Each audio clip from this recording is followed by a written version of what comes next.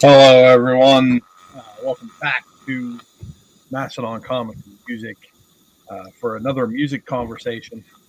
Um, my next guest uh, has been on the channel before. We had a great discussion almost a year ago now. It's hard to believe that was that long ago already. Um, but boy, time flies. Um, but it was a great conversation, and I hope to inspire another great conversation with this gentleman. Uh, my friend, someone I'm honored to call a friend, and yours, Puff Comics 83. How you doing, Puff? I am doing fine. I'm glad to be back on the show with you. When it comes to your music conversations, man, they always tend to bring out a lot of people in the discussion. Because music is universal. We all have different types of music that we like, but it always bring out great conversations. Our favorite artists, our favorite producers, instrumentations and all that. So I'm glad to be back on the show talking to you about music. Awesome, awesome. All right. When you were on before, we talked about uh, an album that means of quite a bit to you. Um, Yeah.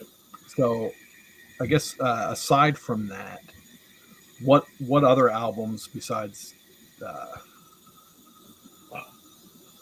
There's a besides lot of albums. Like I don't have it with me right now because I put out a couple of vinyls, right? for this music conversation. But one of the things that I loved listening to growing up was whatever my parents listened to. And, you know, on my mother's side, of course, this guy was the most popular one. This is the Bad album, Michael Jackson. Absolutely. And my mom loved Michael Jackson. She used to play Thriller all the time, Off the Wall, the Jackson 5 stuff. She had all the VHS. Like when VHS blew up in the early 80s, she made sure she recorded a whole lot of Michael Jackson 5 specials and all that stuff. And I'll never forget the first time I saw the Motown 25th anniversary special with his performance with the Jacksons, and then he did the moonwalk. When he did Mm-hmm. the moonwalk for the first time, and he performed Billie Jean, and I'm like, as a kid, I'm blown away, and you immediately want to, be like Mike. The moonwalk. He had the glove, the glitter, glittery socks and stuff, and jerry curls. So as a kid, I'm like 5 years old watching these tapes, and Michael Jackson was the hottest thing in the '80s. Going on. So definitely a big influence thanks to my mom. Playing all that music and stuff. And on my father's side, he was into the funk. Mm. P Funk, Parliament, Funkadelic, George Clinton, all that stuff. And he also put me onto Earth, Wind, and Fire, which is Nice. personally one of my favorite bands of all time. Like I love Earth, Wind, and Fire. I love them so much that I used to play my dad's tape all the time, and even had some of my aunts and uncles be like, "Boy, what you know about Earth, Wind, and Fire? You too young for that, you know." And they always used to, get on me about that because I play Earth, Wind, and Fire. They thinking like in the '90s, I'm supposed to be playing like Dr. Dre and stuff like that, or Right. listening to whatever's hot in the '90s, and I'm sitting there listening to Earth, Wind, and Fire, you know, and that was my whole introduction. All those VHS tapes of Michael Jackson and music videos that they used to record it, New York Hot Tracks and Video Music Box, Hmm. all that stuff played a huge influence into my music tastes. And I'll never forget, watching those tapes and wanting to dance in the videos and all that stuff. So I my music taste grown exponentially since I was a kid, and it's just special, going back and revisiting that stuff. I agree. I like John's comment here. I remember going to dances, and every goddamn one of us was trying to do the moonwalk. Well, couldn't do that at all. It is funny, like the moonwalk has been around before Mike popularized it. Right. People was doing it. Whether it's breakdance routines. What's the name? I forgot his name from Shalimar. He did the moonwalk. So the moonwalk has been around, but Michael Jackson, once he put his stamp on it, the moonwalk became synonymous with him. Like that's what, because it had multiple names like the backslide and all that stuff, but Michael Jackson like popularized it and never looked back. When we think of that, when we see that move, we think of Michael Jackson. Right. Yeah, it's kind of like that the scene in Easy Rider where Jack Nicholson goes after he takes a drink, and apparently one of the guys on the crew, Jack picked that up from him, and the rest of the crew was like, you do know you can't do that anymore, because every time you do it, they'll think you stole it from Jack. Yeah, and it's. But Mike did it. People thought they were stealing it from him, but like nobody really saw it on the mainstream level before Mike. Yeah, he was smooth. That he was. He's a smooth operator, man. Yeah, smooth operator, smooth criminal. I mean, hey, you talk about that damn lean forward shit that he did in that video. Oh. I don't know how they did it. Like, I still believe there's some wire stuff going on in that. Right. There's no way in hell you do that and not fall flat on your face. That Achilles must have been a coiled up spring. Yeah. And the good thing for me about listening to the older music growing up is that I was able to recognize the samples used in hip hop. Because I had that music ear of, once I hear old music that my parents played or my grandparents played and they used it in hip hop, I immediately knew what it was, and that was a great thing because it made me appreciate the older music even more, because hip hop is sampling them. And, while at that time sampling was still a bit iffy in terms of, whether it's them just reusing old music or not, at least it brought awareness to the younger generation. Like, hey, there's a sample. This is a sample from older music, and then they go find the older one and listen to that. Right. So sampling played a huge part in me understanding a lot more of the older music, while also knowing what that music was before it was sampled.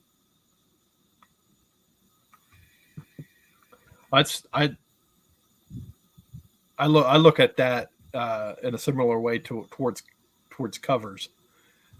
Whenever I see like Metallica, I went and sought out the original, the song by the original bands and stuff after I listened to Garage Inc. And I've done that with other bands that have covered older music. It's like a gateway. Yeah, and it's definitely worth something, because I'm a person that likes to hunt down the samples. Like right. Like now we got a tool on that you search called Who Sampled, and I immediately I know I heard this beat somewhere, so I go to that site as my reference. Like, yeah, who sampled this beat? And it's funny. A couple of weeks ago, me and VV was on the stream doing the From Beyond movie, and it was my first time watching it. Soon as I heard the song in the movie, the theme score, I was like, man, I heard this before. And sure enough, I went and dug up my MF Grimm 3-disc copy of American Nightmare, and sure enough, one of the songs was sampled from that movie. And I was like, I knew I heard this beat, so it was familiar to me. So I always know that it's always great to watch a movie and hear where the original sample came from. I wonder if maybe I'm just throwing something at the wall to see if it sticks, but I wonder if maybe that those samples kind of give an insight into the people that use those samples, what their their likes and stuff are. Like, you know, Yeah, because I remember when I did a post a couple months back when we celebrate the anniversary of Conan the Destroyer. I know I shared on Instagram that Raekwon and Beanie Siegel both use samples from the score of Conan the Barbarian.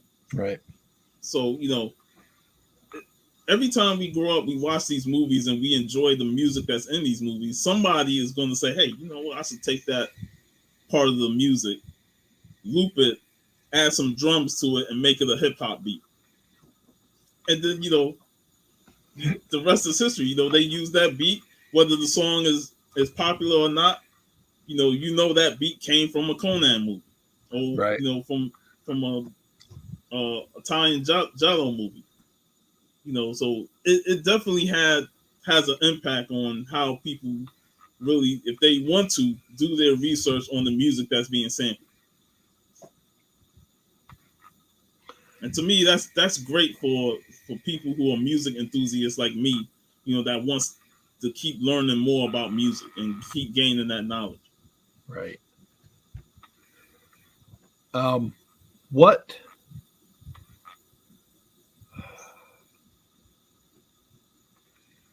album would you say? I know that's a difficult question, but what album would you say is your favorite, your most, the one that you find yourself going to most often? It is a difficult question because there's a lot of albums I can just go to on the dime. Like when it comes to hip hop albums, I know Gangstar is hard to earn. No, matter of fact, Moment of Truth. Gangstar's Moment of Truth is one of my favorite albums of all time. Like whenever I'm in the mood to listen to Gangstar, that'd be the first album I put on. Luther Vandross, God rest his soul, legend in the business. Mm-hmm. One of my favorite albums from him is Any Love. I like that. I really like that album. And there's a bunch of, like, Michael Jackson. There's always the debate on Thriller and Off the Wall. Yeah. Thriller is my favorite, even though I know Off the Wall is a better album, but I listened to Thriller more growing up, so it's like definitively my favorite because of that. But I can listen to both albums on the whim. Oh yeah, yeah. To me, I think Off the Wall is criminally underrated. It's a good album. It's a great album, right, like, without a doubt. And a lot of people lean more towards that. And I can't say disagree with them because shit. And this is back when they only had like 10 tracks on the album or right. 8 tracks on the album. They didn't need to overbloat it with like 20 songs and most of it is filler. You get 8 to 10 tracks, all of them are bangers. And to me, that I feel like minimum is best. Like if you give me 12 to 13 tracks, I prefer that over 20 something tracks and there's a bunch of bloated filler. And that's why it's funny that we talked about that Stevie Wonder album, because there was a 2-disc album, and yet from beginning to end, it was phenomenal. Like every song meant something. And to me, those are the albums that mean more to me when I listen to it from beginning to end, and they all have an impact to us.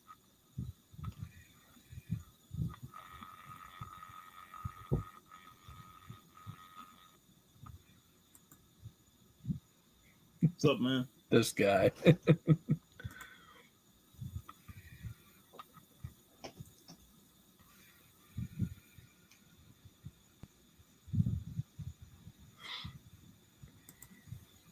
Hello, Tom. What's going on, everybody? Thanks for joining. This is another album. I'm a Janet Jackson fan, and I love Rhythm Nation.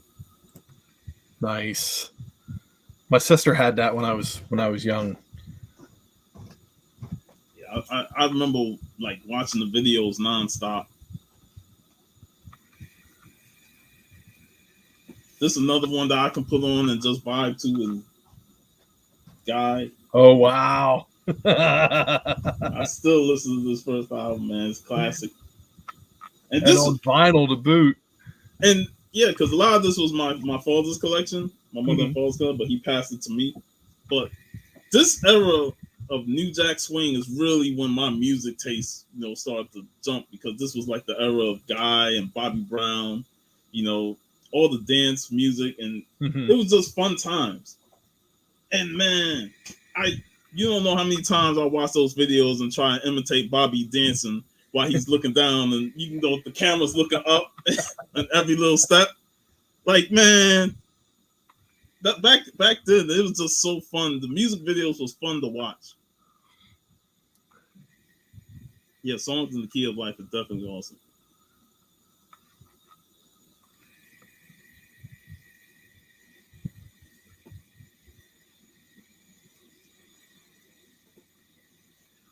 But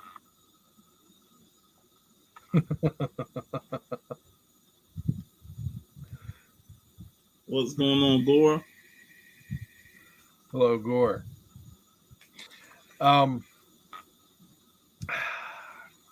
concert experiences. What I guess give us some of your favorite concert memories if you've. I know I've seen. I went to see Earth, Wind, and Fire. That was an amazing experience. They came to one of the parks to do a performance. It was jam packed. You know, and growing up loving Earth, Wind, and Fire, it was like an experience that I needed to see. I needed to see them live, and them going through their hits. You know, Philip Bailey playing Reasons. I mean, and like just imagine if you put a smartphone in my hand back in 98, 99. Right. All this shit would have been recorded and all that. But back then we ain't really had that, and my mom wouldn't let me use the camera. So, but I was like, fuck, this I got to see Earth, Wind, and Fire. And then I went to see Sugar Hill Gang. Nice. That was pretty fun. And who a Cameo. That's another group my father Oh played. wow. Cameo. They came through. And I used to play Cameo all the time, because my dad he worked 6 days a week, but Saturday nights was his off night because he was Mhm. off Sunday. So that was the day where he played all the music. And he played Cameo, he played Parliament, Michael Jackson, um, Anita Baker. He loved some Anita Baker. And but all that stuff I grew up just listening to, and when it's good that you have a family, especially two parents that have musical tastes that you gravitate to, and you listen to them and you become a fan of it. Mhm. Because growing up, you tend to lean towards what your parents is listening to, and then form your own opinion on music when you start listening to more. Because I wasn't as deep into hip hop as a kid. I would say I didn't start really listening to hip hop until the mid 90s. In the 80s, Run DMC was my jam, Houdini was my jam, and a few other acts, but I'll still gravitate more towards the Earth, Wind, and Fires and Parliament and the Teddy Pendergrasses and all that stuff that what my parents listened to. So when I started formulating my own musical taste in terms of hip hop, that's when like things changed and I started listening to more hip hop. But back to the concert thing, there was one more group that I did see, and that was it was immature. I did see Oh yeah. immature. I remember Immature. Yeah, and this was like around 94, 95 when I was young. Me, a couple of friends had tickets that their older brother went, so they took us to see immature. So that was a pretty cool experience. And yeah, Anita Baker's legend, man. I'll give some love to Anita. Like, and another artist that I love, and my father played the hell out of her, and that's Sade. Oh yeah. Oh man, that her voice was so beautiful, was so unique sounding. Like her and Anita had unique voices, and they were different, but at the same time, soon as the song come on, their voices just captures you, and you're just glued to just listening to that song. And Anita Sade just had that voice that projected just beyond, and then the music behind it. It Right. was just amazing. And I always I always thought her voice was like a perfect match to her appearance. Yes. It was like her look and her style and everything flowed through her voice. It was there was an elegance to it. You know what I mean? Yes. She was pure elegance. And one of my favorite songs off the second album that didn't wasn't a single, but man, every time I listen to it, I'm like, man, this should have been a hit song, and that's Maureen. I love that song, like the beat, the music behind it, and then Mm-hmm. her singing, talking about her past friend. Oh man, that song was amazing. I wish it was a hit single.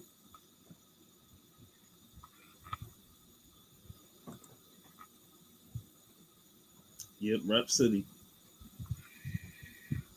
Yeah, I started watching Rap City around like '94, which is considered like the greatest year of hip hop all time because you had Nas's Illmatic, you had Biggie's Ready to Die.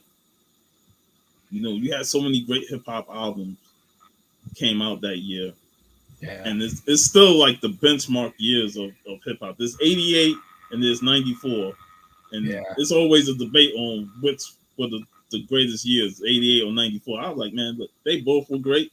I got a lot of those albums that came out those years, so I'm not even gonna get into the debate. I'm like, they at they at the top right there.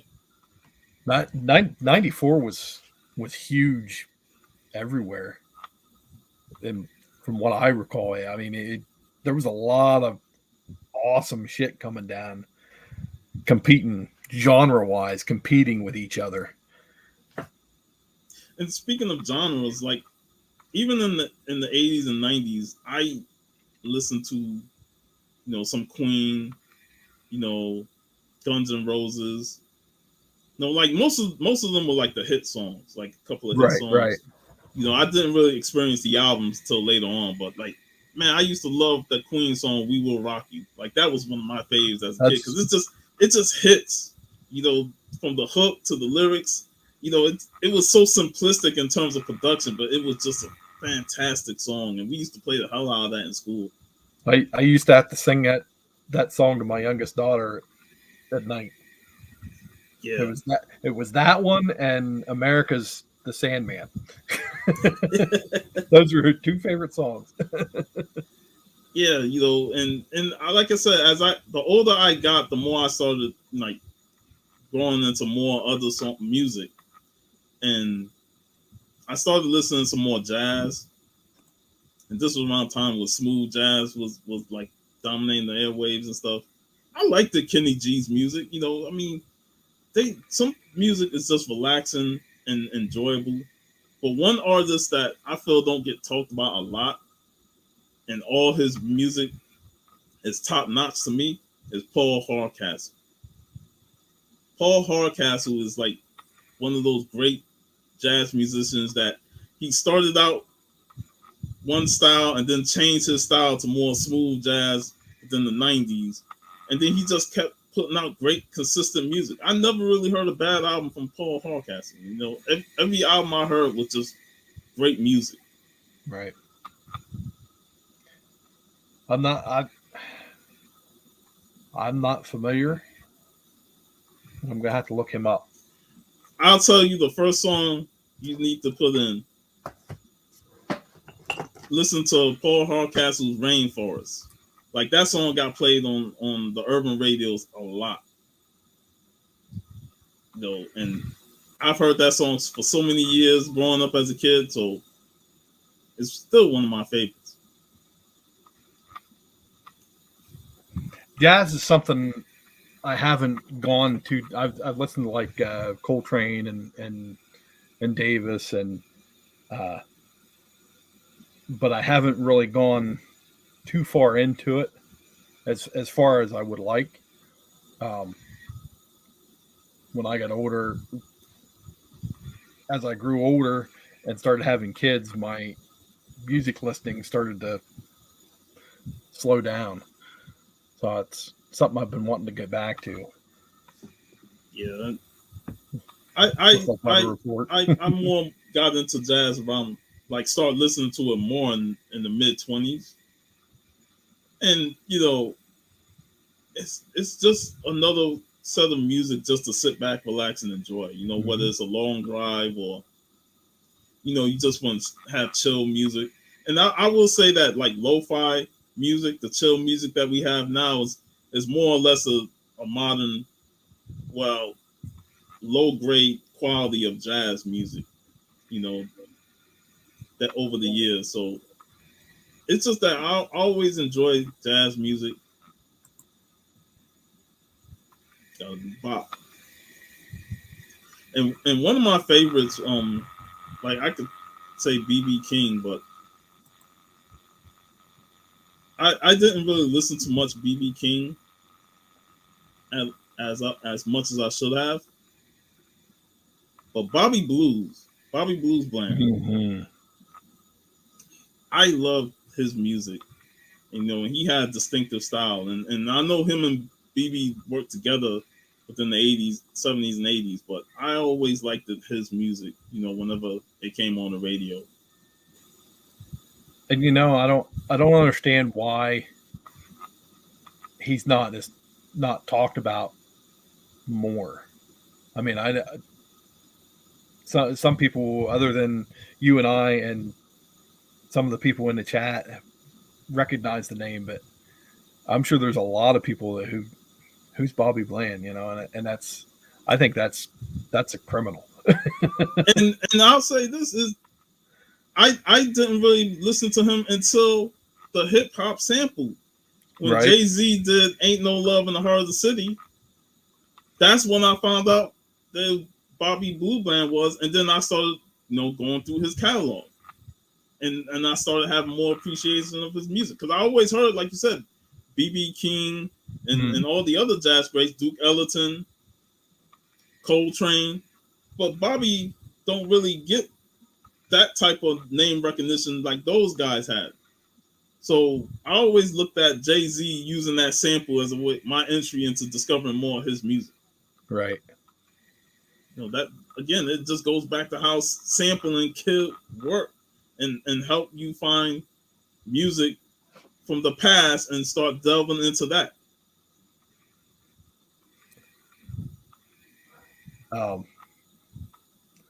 Trying to think of who it was that sampled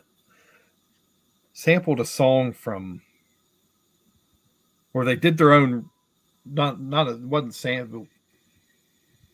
It was kind of like a different arrangement of a Steely Dan song, and uh, Donald Fagen is in the they're doing the interview, and he's doing the song. What is it? Uptown baby, bring it down, baby. I can't remember how the rest of it goes, but Donald Fagen is another one that I fell in love with, in the 2000s when I first heard Night Fly. What a beautiful world this is, and IGY. I was like, man, I love this album, man. It just had a vibe to it that is relatable, and you could just sit back, relax, and enjoy the music that plays throughout that album. And he's another one that I'm glad I discovered. What's up, Paul Mike? Mikey. I brought this one up with Remy Q jukebox favorites. Do you have any? I don't really like delve into like jukebox, but normally when I see one, I look through there, and I was surprised I saw another jazz group that I really like, and that's Down to the Bone. Mm, and I play some of their music, and some people like they never heard that before, but they were vibing to it, you right. know, and that's another group that I really enjoy listening to, and I'm glad I discovered them.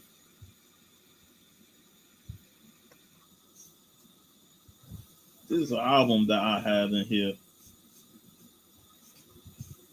It's this one. Another.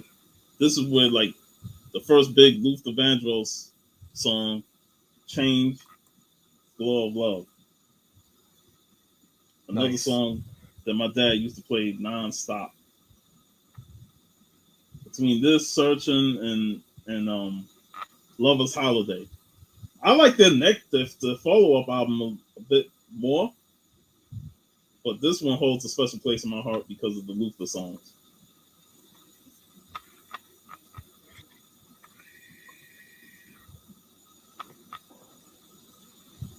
Yeah, see, I didn't. We didn't have jukebox in my neighborhood, man.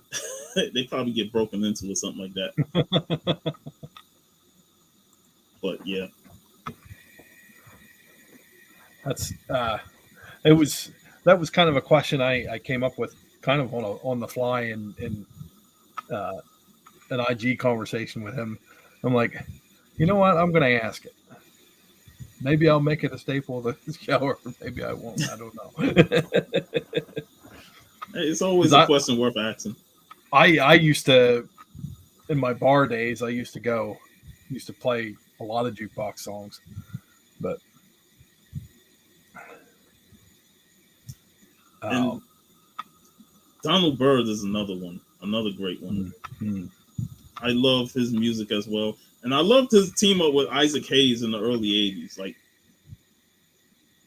I can listen to the "Can't Stop Loving You" like multiple times. Like I put that on repeat, and it's one of my favorite songs. And it's another song that just hits differently when you listen to the whole thing. You know, I love those type of collaborations with two titans, with Byrd and Isaac, and they just put out great music.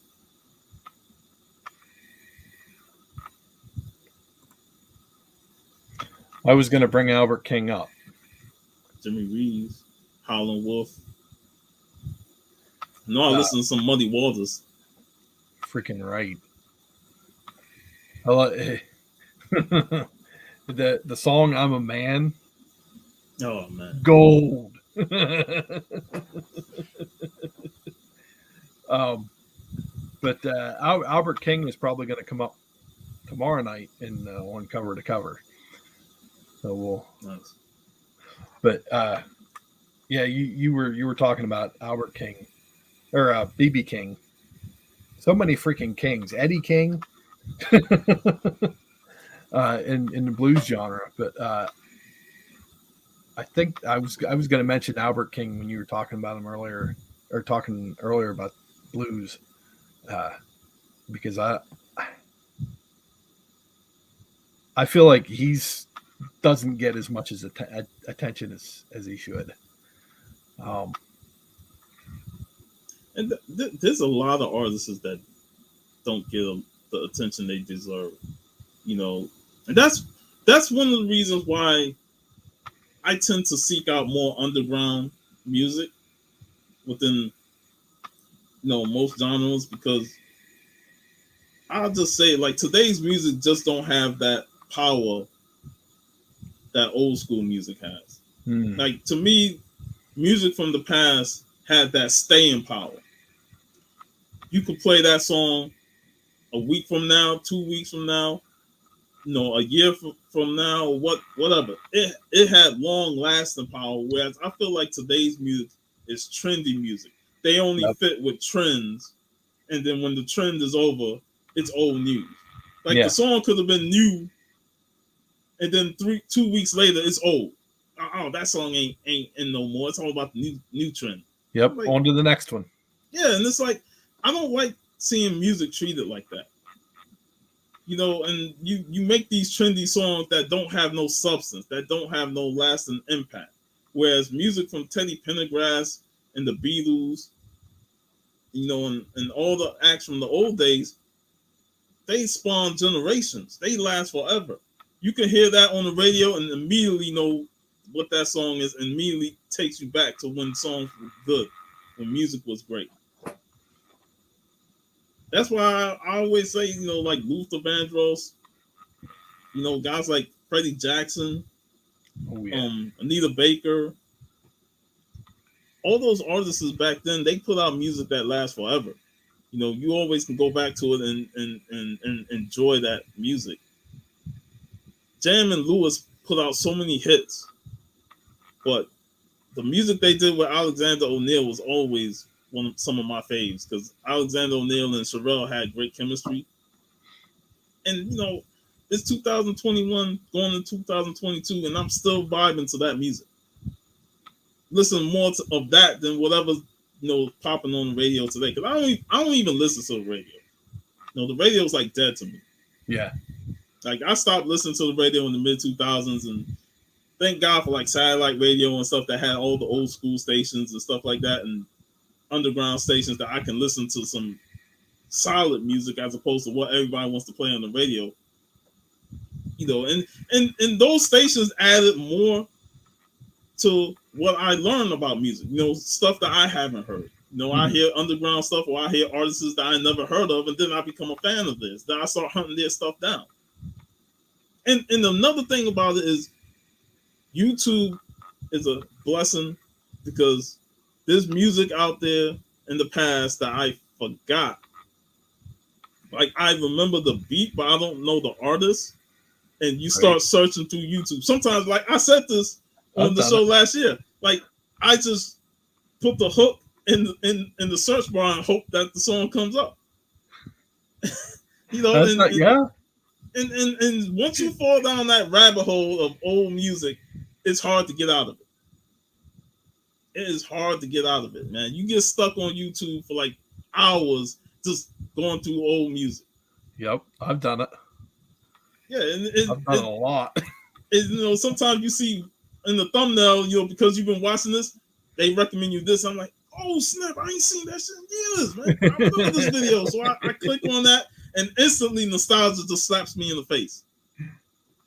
So like I need that old school fix. That's why on my channel I did the 3 old school hip hop shows. I did the funk show with TiVo.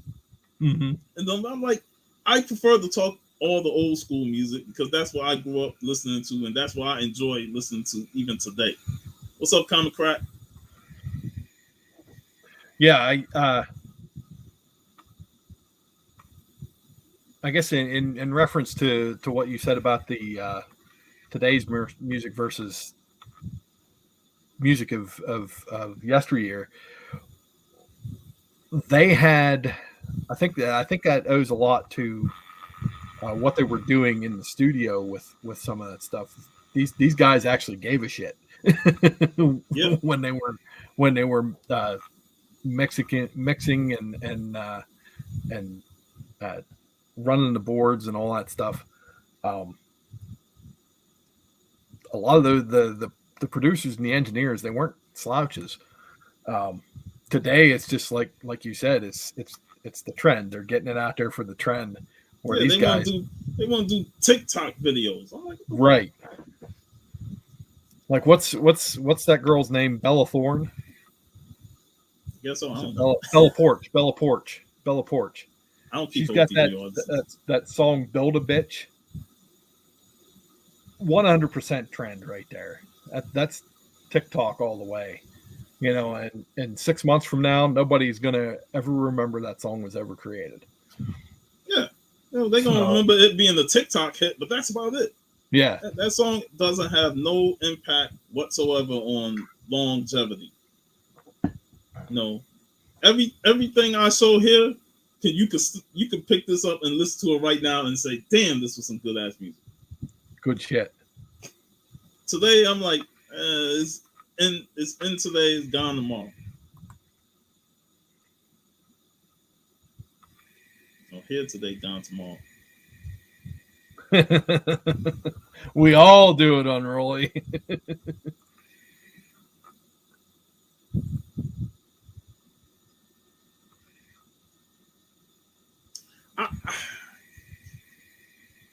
I would say, in terms of what Common Crack just said about pop music isn't supposed to have longevity, the older pop music still have longevity. I mean, we just talked about the king of pop himself, Michael Jackson.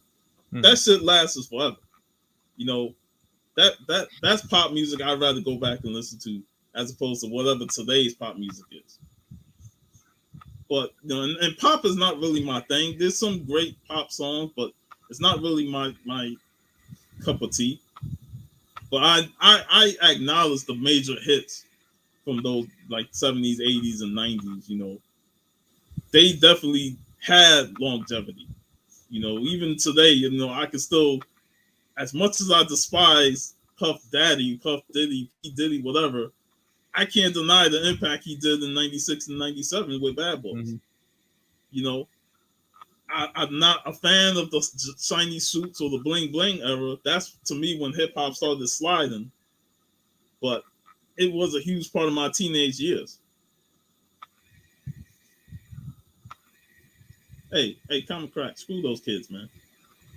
That's why they doing TikTok videos and all that stuff, doing trendy music. That's why they ain't got no music the last 15, 20 years from now. When they hit their 30s and 40s, what they gonna be bopping to? I don't know. I think they're going to rediscover the stuff that we've just been talking about for the last 40 minutes. Yep. As it should be. Yep. Because I know they ain't going to be playing what's hot today and 30 years from now. Whereas anything that you listen to in the 70s, you can still play from here today.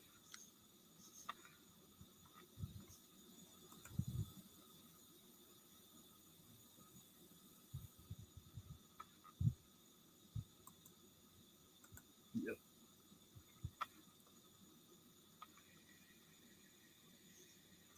That's true. When we only had like a few radio stations that played it. Yeah. But sometimes even then though, it gets a bit overdone. Like there's some pop songs that I can listen to a lot, and then there's some pop songs like it was good, and then it's just wore out its welcome, and the radio just keep wearing it out.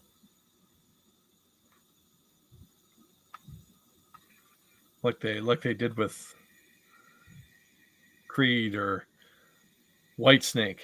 Yeah, you know, like sometimes they wear. I love the song, but sometimes it wears out its welcome. Like they keep playing it beyond the point of playing it. I look at hip hop today, and it's just a lot of it is sad. It really is. I haven't heard too much, to be honest with you.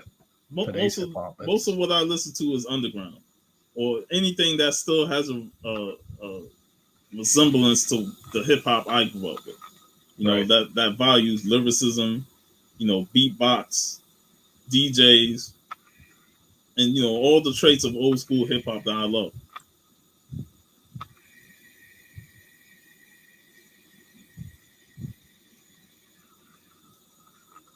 I still say that there's certain pop music that I can still listen to, and then there's some that I don't listen to because I feel like it wore out real quick. You know, and that's the thing with pop music. That's why I'm not big on pop music. You know, it's some good and bad in it, but a lot of it just tends to wear out its welcome real quick. But yeah,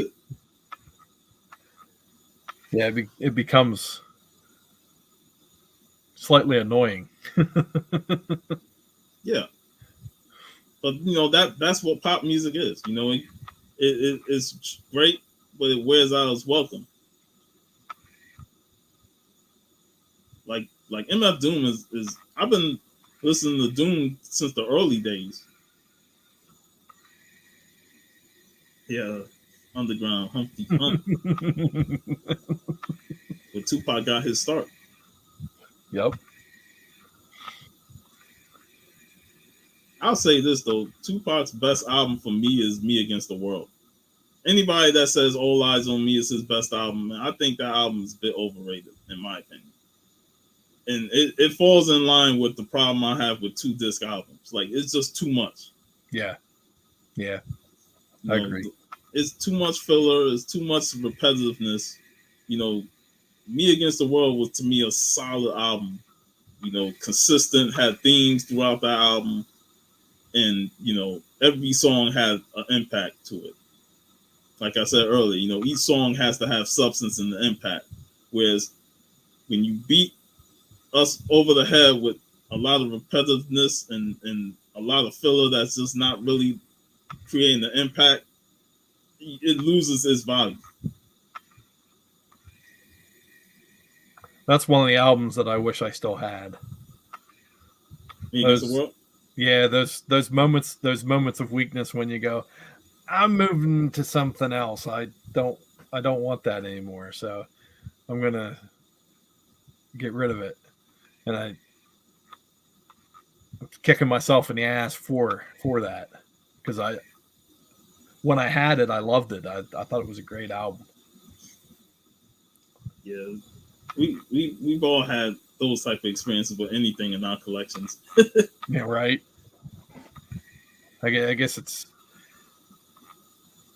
kind of similar to comics. Oh, why did I get rid of that book? Yeah. And, you know, you just look at it. I just look at it as, you know, music for me. Just, if I love the album so much, man, I'm gonna keep playing it. You know, even if I ain't listened to it in a while, I'm gonna revisit it because I know it's a great album. You know, that's how I did with a lot of those albums that my father grew up listening to. You know, Cameo and all those groups. The Supremes, Diana Ross and Supremes. Oh. I do prefer her more with the Supremes. Some of her solo stuff was fine, but the Supremes work was great. Yeah. And it's that 60s, it's got that 60s vibe to it that personally I love. The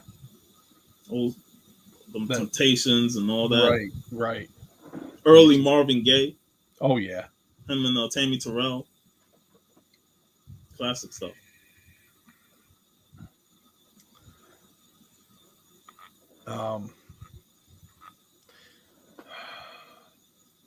I need to write my questions down because I keep forgetting them. I have one more that I usually ask, and I can't remember what it is. Boy, that irritates me. Yeah, I learned my lesson after the first time. I write my stuff down.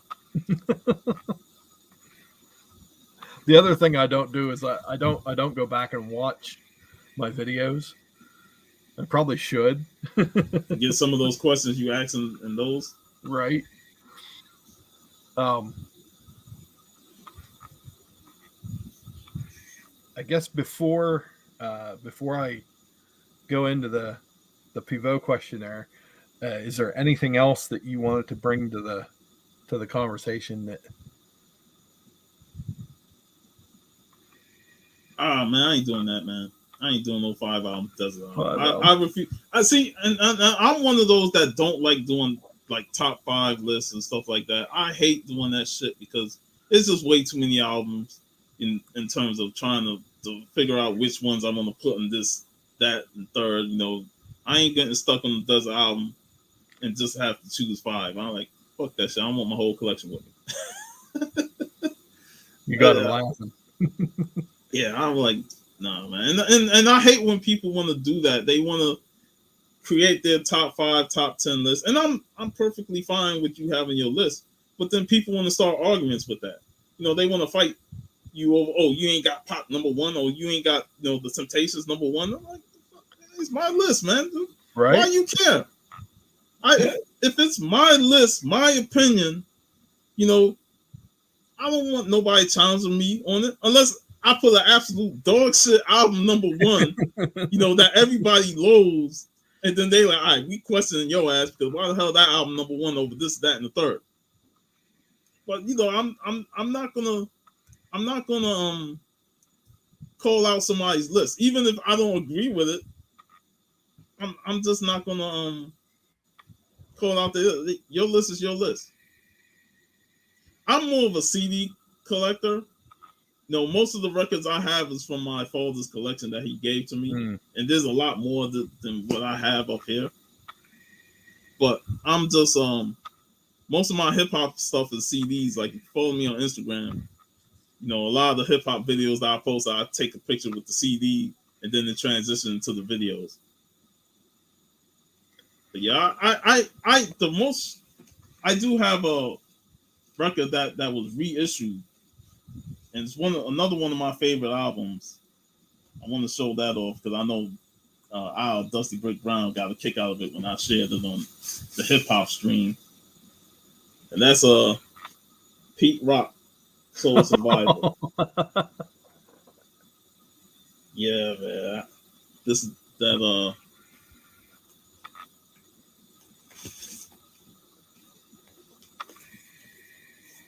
I don't know who that girl is on the cover, but damn.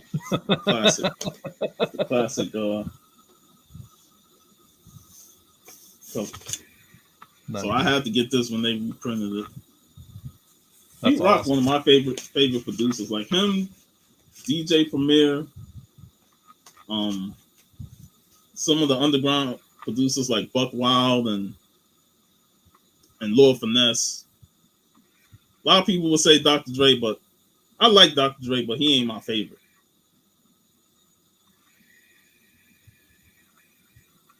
Yeah, I agree with Unruly. Like, yeah, I'm happy with the collection I have, but I'm still more of a CD guy. That's the majority of my collection is CD. But I have 200 vinyl, 250. I don't know. I'm not sure how many I have. Like I know a guy on Instagram that there's a lot of them that collect only vinyls and stuff, and it's a great thing. I like seeing the vinyl community, on Instagram and people sharing their stuff. What's up, Roscoe? You doing, Roscoe? But I tend to stick with the CDs, and then to me, there's nothing wrong. I remember TiVo, making a joke like, "You still got CDs?" I'm like, damn right, I still got CDs, man. I ain't getting rid of them. Yeah. Just because they not the fad no more doesn't mean I need to abandon them because records are back. Right. I went through my CDs here a year ago, 2 years ago. Well, it was pre-COVID, so 2019, something like that. And I dug out all the compilation albums that I had. That I was like, well, that's on Amazon Prime. That's on YouTube. That's on Amazon Prime. I have that on my computer. So I sold them. I got rid of them. The studio albums, they're staying. Yeah. And another thing, compilation albums tend to be tough because they release so many of them for one artist that you gotta pick and choose which one you want. Right. Because some of them omit other hit songs that should have been on there. Like Luther Vandross got like freaking 20 of them, man. I'm like, give me a complete set. And even when they have the complete set, it still didn't have a few songs on there. Right. Yeah, those compilation ones, I go crazy over those, mainly because of what songs is not on there. That's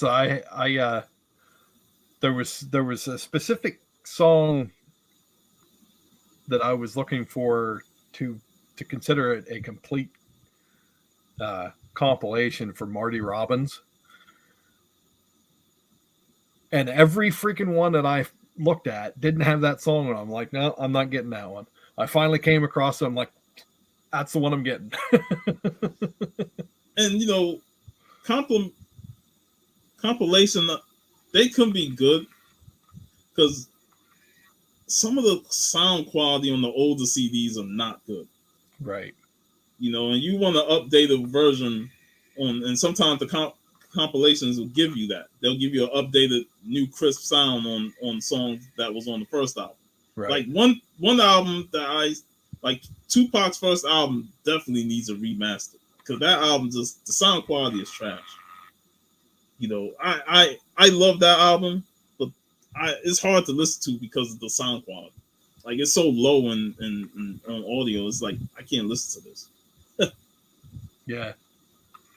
I said when you posted that was that came out in 91. Tupacalypse Now? Yeah. About 91, 92, something And like that. I was like, holy shit. I'm freaking old. Yeah. I Hey, couldn't believe it. Comic Crack got a question for you. Oh. Yeah. I had them all in a shoebox, and we had them on the table. I think I had them for a quarter a piece or 50 cents a piece or something like that, or $5 for the whole box. And some guy looked through them and he's like, I liked what I saw, so I just bought the whole box. And they were, like I said, they were all compilation albums. So yeah, I'm right there with Geek Roscoe. Bootleg CDs was the thing when I was in high school, man. Right. Like, and you know, back then CDs were still expensive. You know, they like $17, $20 for a new album. So I was like, man, screw that. I'm gonna go down to the street, hit the bootleg spot, and get me $5 CDs. I could walk out with 4 albums, $20 or even less.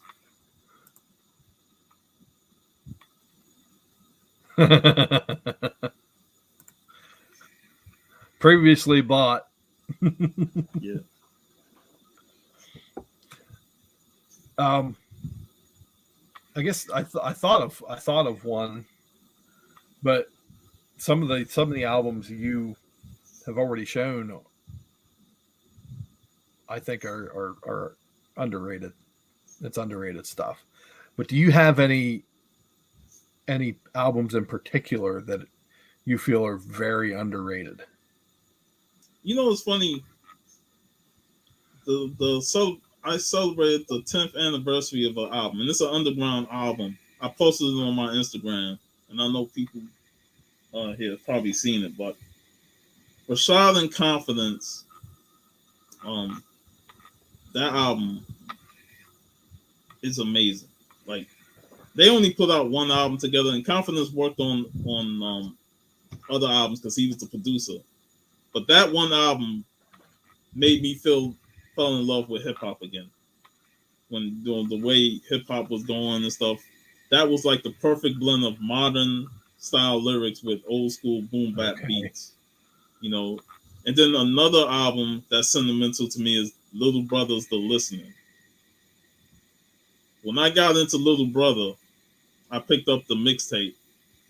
I'll take that back. The first time I discovered Little Brother was through Ninth Wonder when he worked with Jay-Z on the Black Album. And then Ninth did a couple of other songs, you know, producing for Rockefeller.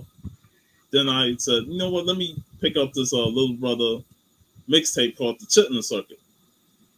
I brought that album. I probably listened to that sucker 100 times within 2 weeks. It was so good. Like that was the hip hop that I wanted and I loved. That dope beats, dope rhymes. You know, what more can you want? You know, for a hip hop head. Right. You know, and then I brought the listening, and I'll say the funny thing. This was during the time where that album was hard to buy, because of the pricing. Like that CD was like $26 at 5, and I was like, damn man. This is during the time, later Roscoe. This is during the time when CDs were starting to get cheaper. Right. But that album was still expensive. But I was like, fuck it, man. I gotta have it in my collection. I need to listen to this album, man. So I dropped $26, brought that album, listened to that, and I was like, that's $26 well worth spending.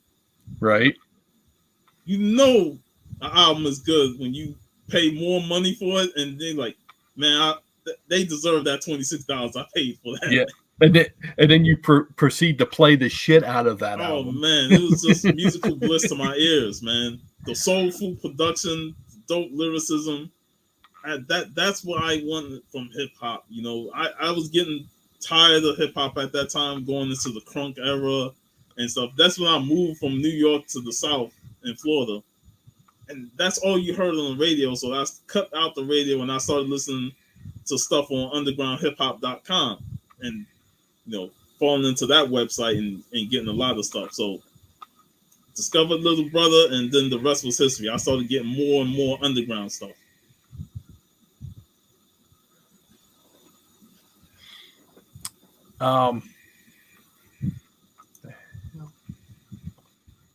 My phone's over here vibrating. I hate that.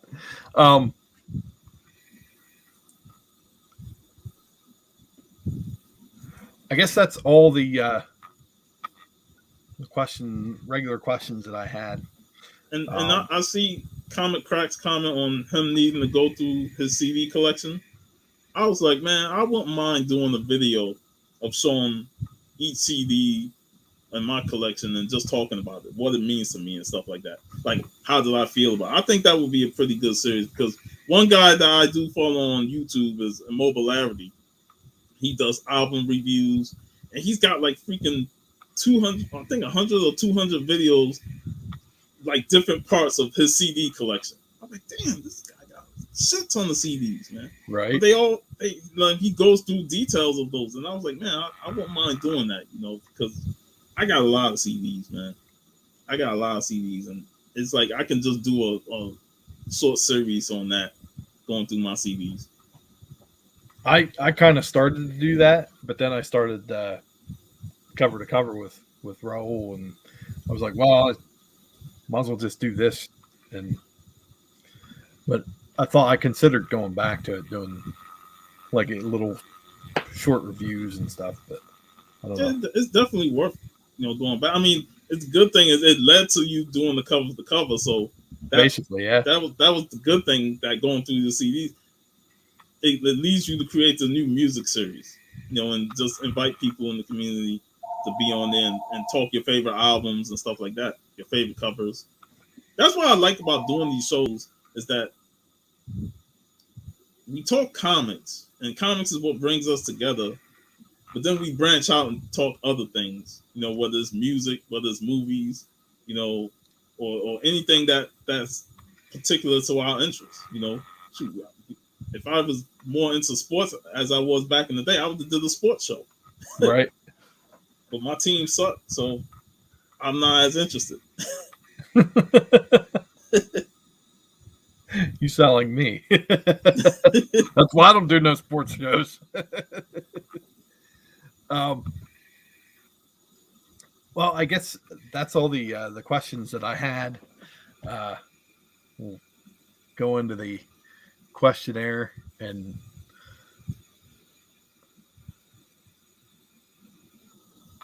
where'd it go? There it is. This is the Pivot questionnaire that was made famous by James Lipton on Inside the Actor Studio. 10 questions. What is your favorite word? Favorite word?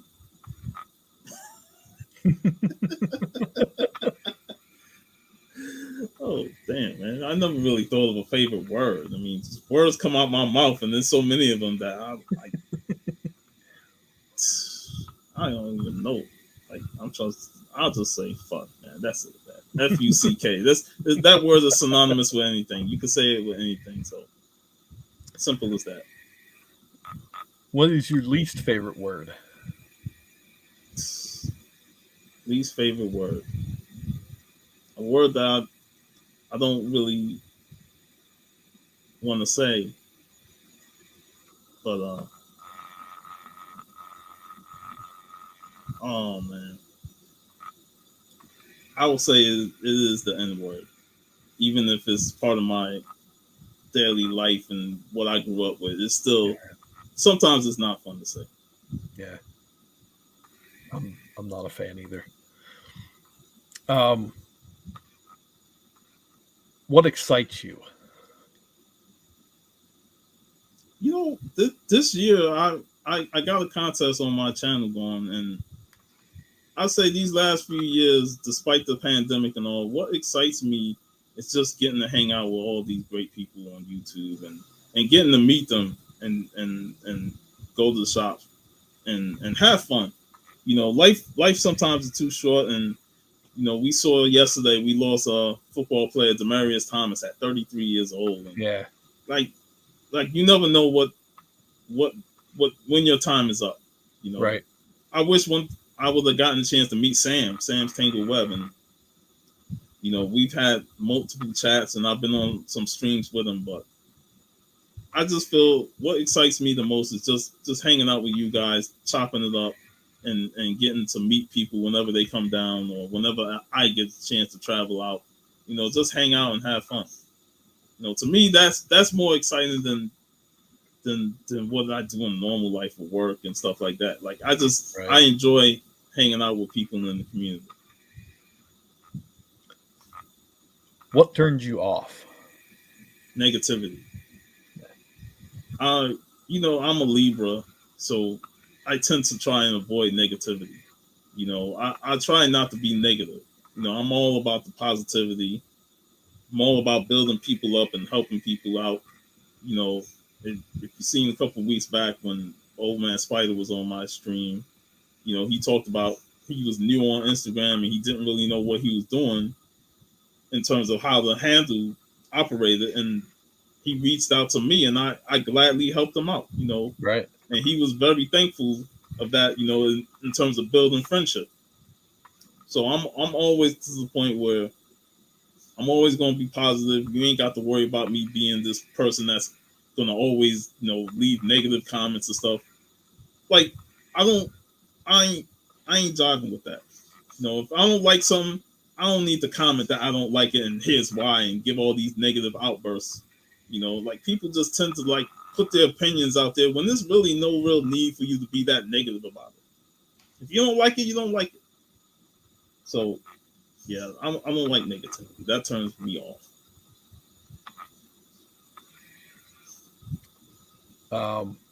What sound or noise do you love? Music. Music. Absolutely.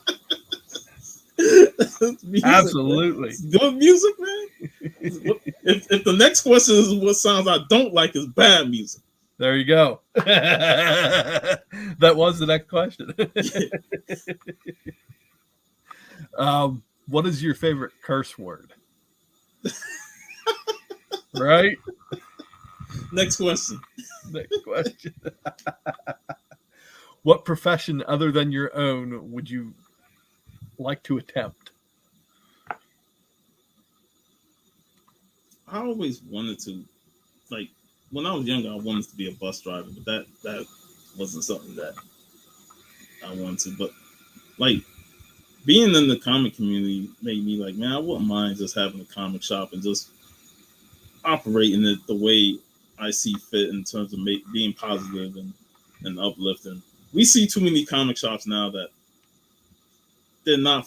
Some of them are not fun to be there. I mean, you walk out empty-handed in a couple of those shops, man. So, you know, I feel like if comic shops are welcoming and don't do the stuff that we don't like, then those are the best shops. And I wouldn't mind, you know, either working at one or owning one and just operating it that everybody is welcome. Right. Yeah, I mean, in a way, I get it. It's tough being a small business owner for one, Yeah. but let alone a comic shop. But you gotta be able to bring the clientele in and keep the clientele, and you got to make the right choices. Yeah, that's true. And building relationship building is fundamental And communication. Definitely. yes, and communication. So yeah, I agree. Um, what profession would you not like to attempt? The one I'm in right now. can also agree. Yeah, those plays suck for Mike, most definitely.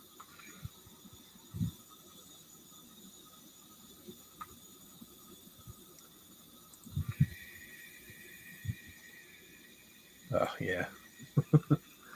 And finally, if heaven exists, what would you like to hear God say when you arrive at the pearly gates? Welcome to heaven. Short and sweet. Short and sweet. I have been welcomed. All right. Well, Puff, I want to thank you for coming on. This was a fantastic conversation, as I knew it would be. Um, you always bring your A game, uh, and a doubly thank you for that. No problem, man. It's always fun to talk music, you know. And we had a great chat, you know, Unruly and Lore, Common Crack, all bringing up some great stuff, great points, you know. And like I said, I can't take nothing away from that, you know. Like we all have different opinions, but it all comes together. Yeah, yeah. There's a common thread that weaves through the whole thing, and I think that's what makes it great. Yeah.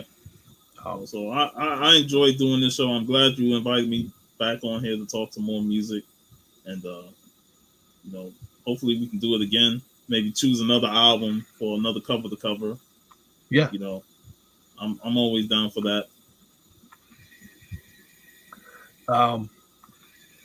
But we'll have to try to work it around. So I don't want to interfere with Matt's show either. We seem to run parallel. Sometimes it's just hard to avoid. Man. Right. It's hard to avoid. Like you got so many shows to come on. Like you don't want to be overstepping boundaries, but like right. What can you do? Like I need this time slot. I need it. I'm not gonna bully you out of it, but you know, I just need it. I want to thank everybody who was in the chat, slinging their words and knowledge in there as always. It's always a fun time. Yeah. Bringing questions and so forth. Yeah. Again, Puff, I want to thank you. And this is the last music conversation for the year, going into the holidays. And I know if I interrupt family time, I'll probably hear it. So I don't want to do that for anybody else. So after the new year, we'll get back into it. There's a lot of people in the community that I'm quote unquote gunning for. So and make sure you have your questions written down. Right. I'm gonna try to be prepared. all you need is one sheet, all those questions, and you can use them multiple times in your music conversations. Right. With small minor tweaks. Yeah. As for the cover to cover show, tomorrow night is the last one for the year as well, and then we'll pick back up after the new year. Puff, you got anything going on? I'll be doing a live show tomorrow at 3 p.m. Eastern, my time. My chat with the comic community, and if we do another comic hall crew, that might be the following week, not tomorrow, but the following Saturday. And I think that's the weekend Spider-Man comes out, so I don't know if everybody going to see it or not, but I know I will. And we're also, me and VV, go shout out to Gore, you know, talking about our show is worth watching, and we always have a lot of fun on that show. But we're closing out this year, next Friday, talking Die Hard. We're talking Die Hards 1 and 2, and we'll possibly add 3 in there too. So I wish I could have been at the show earlier, but I was otherwise indisposed. if you want to jump on, man, we're always welcome. And we want to close out the year with a bang, and what better way than do it with Die Hard? All right. So that's my schedule for the next week or so. Awesome. All right. Well, at the risk of being redundant, thank you again. And everybody, get out there and listen to some music.